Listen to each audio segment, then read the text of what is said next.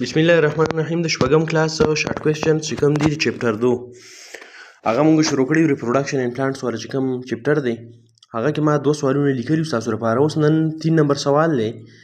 هغه دا چې ډیفاین برډز برډ څه ته وایي ویر آر واټ آر د ډیفرنٹ سټرکچر فارم فرام برډز. برډ څه ته وایي اول د دې خبر پیژنګلو ولیکه. واټ آر د ډیفرنٹ سټرکچر کمی مختلفې څه دي فارم چې جوړیږي فرام برډز د برډز نه. د برډ تاسو ویلو چې داسې غوټۍ شانتي یا زخۍ شانتي.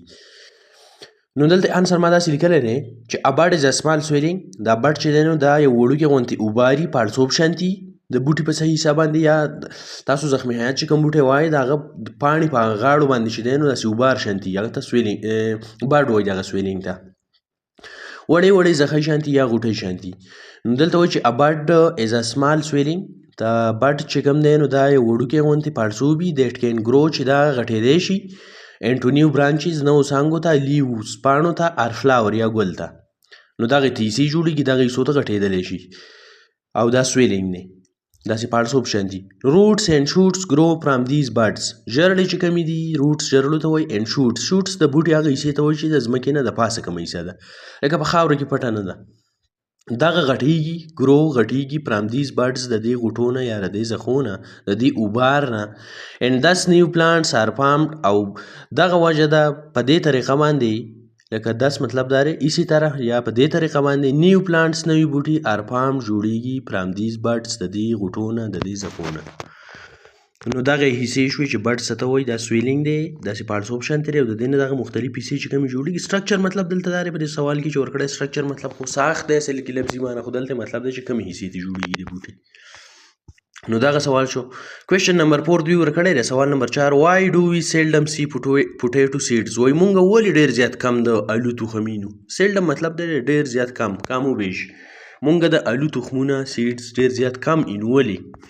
او بیا داسې وایي چې وایل وی سی مینی پوټیټوز اراونډ اس او مونږ له ځان نه ګیر چاپېره ډېر زیات الو لیدلی شو لکه دوکانونه بازارونه هر څه کې الو ډېر زیات وي مونږ یې تخم ډېر زیات کم وینو. سیلډم کم و بیش دغه تخم مونږ وینو. نو د انسر داسې دی چې پوټیټو کین بی ګرون فرام اټ سیډز. دا ما داسې لیکلی دی چې دا الو چې کوم دی نو دا خو غټېدلی شي د تخم نه کین بی ګرون غټېدلی شي فرام اټ سیډ د تخم نه بټ موسټلی لیکن اکثر فارمر زمینداران کټ پیسز اپ پوټیټو ټیوبرز د الو د دانو وړې وړې ټوکړې کټ کوي اینډ بری دیم او دا خخی یا نالی یا یې کري ان د سایل په خاوره کې بیکاز ځکه اټ از ا کویک وی ځکه چې دا یوه زر طریقه ده په اسانۍ باندې کېږي زر ان پروډیوسینګ پلانټس چې بوټي پې تیار کړي بوټو د بوټو نسل پې زیات کړي. دیر فور وی سیلډم سی پوټیټو سیډز. نو په دا وجه ده چې مونږ د الو تخمونه ډېر زیات کم وینو. تاسو چې دی نو اسیکشوال ریپروډکشن ویلی دی چې د ریپروډکشن د بوټو کې د نسل د زیاتوالي هغه طریقه چې تخمونه ګل پکې استعمال نشي او بل بوټی ته خپل نسل زیات کړي. دا وایي زمینداران استعمالوي دا طریقه د الو د بوټیو د نسل زیاتولو دپاره.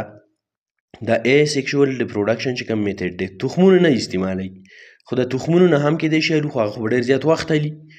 لکه اوس مثال کې ته الو تخم الو فصل په 6 میاشتو کې کېږي او تېره تخم نه وکرې نو کېدی شي 1 کال اخلي ځکه چې تخم خو زر نه غټېږي. نو په دې وجه باندې مونږ د الو تخمونه ډېر زیات کم وینو او زمینداران چې کوم دی نو الو د الو ټوکړې کټ کړي او هغه نه علي کړي د تخم په ځای باندې نو د هغه نه بوټي ډېر زیات په اسانه باندې او زر کېږي. دې ځای پورې دغه سوال شو. یو سوال بل پاتې دی.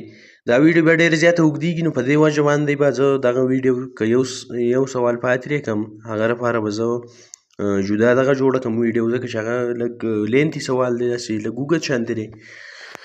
دې ځای پورې دغه پوره وکړه چا پکې څه مسله مثال کې ته د چا ذهن پې نه وي کلیر شوی نو هغه زما نه تپوس کولی شي. زما پر یوټیوب